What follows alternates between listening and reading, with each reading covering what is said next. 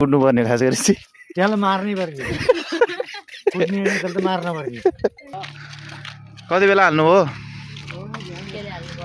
केमा बजाउनु भयो सिधै हो परिवर्तन त गर्नु पऱ्यो नि हैन बाजे यो अब किडनी फेर्ने बेलामा बसेर वृद्ध भत्ता खाने बेलामा प्रधानमन्त्री 3% बालनको मत झरेको आँकडा बुझेर 1% झरेको उसको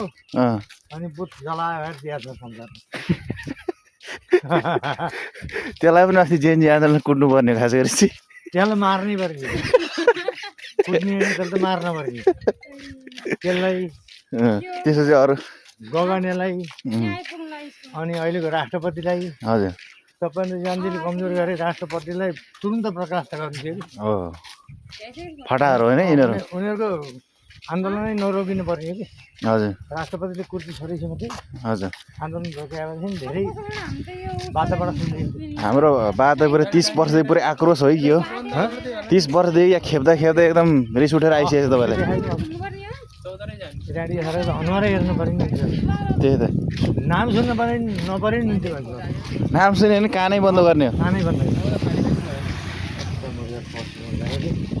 हजुर अहिले केपी बा आयो भने के गर्नुहुन्छ त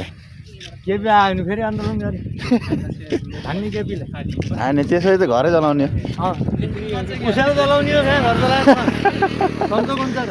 ए उसालो जलाएपछि बेला ठिक हुन्छ ठिक हुन्छ